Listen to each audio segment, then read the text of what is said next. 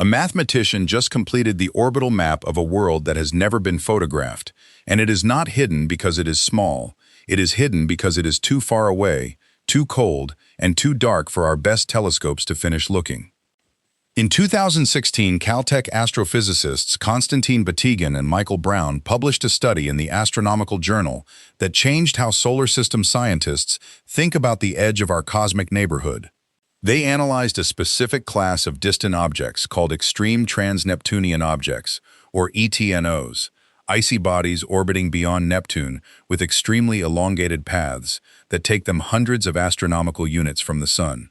Instead of being randomly scattered, a significant cluster shared the exact same orbital orientation. Their closest approach points to the Sun were clustered near 300 degrees, and their orbital planes aligned in a way that is statistically almost impossible by random chance. The explanation they proposed was direct. A massive unseen planet is gravitationally hurting them, and the numbers are precise. The predicted world is between 5 and 10 times the mass of Earth. Its semi-major axis, its average distance from the Sun, is roughly 380 to 800 astronomical units, depending on the exact model refinement. At that distance, a single orbit takes between 7,000 and 20,000 years to complete. This is not a vague idea. The prediction was made from real orbital data, and every new extreme trans-Neptunian object discovered since then has been checked against the model. The reason we have not found it is physics, not failure. At 400 AU from the Sun, a Neptune mass planet receives only about 1/10,000th of the sunlight that Earth receives. Its reflected light is extraordinarily faint.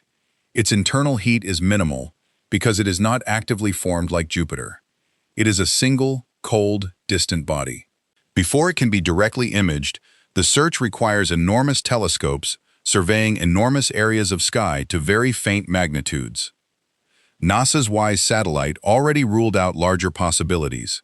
In 2021 analysis of WISE data confirmed that a Saturn mass planet, roughly 100 Earth masses, does not exist within 10,000 AU.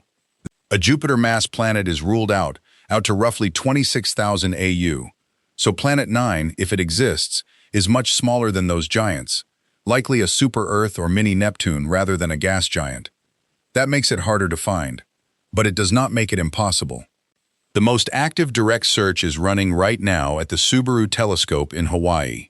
Astronomers Scott Shepard and Chad Trujillo have used the Subaru Hyper-Supreme Cam to survey large swaths of the southern sky, searching for slow-moving objects near the predicted orbital region. The Dark Energy Survey, which mapped hundreds of millions of galaxies, has also been mined for slow-moving solar system objects by multiple teams, including recent 2023-2024 analyses of DESI Legacy Imaging Survey data that refined search zones. And now the real opportunity is approaching. The Vera C. Rubin Observatory in Chile is expected to begin full operations around 2025. Its 8.4-meter telescope and 3.2 gigapixel camera will image the entire southern sky every 3 to 4 nights, reaching about 24.5 magnitude, deep enough to detect a 5 to 10 Earth mass planet at hundreds of AU if it is in a favorable position and has a reasonable albedo. If Rubin finds it, the discovery will not just answer a missing planet question. It will fundamentally change how we understand solar system formation. The existence of a massive planet that far out suggests the young solar system had a more complex and violent dynamical history, likely involving scattering, migration, or capture events that pushed a massive body into a distant, eccentric orbit that was later stabilized. Some researchers remain cautious. A 2022 study analyzed the Dark Energy Survey and argued that the clustering of ETNO orbits might partly reflect observational bias. Our telescopes tend to observe certain regions at certain times of year.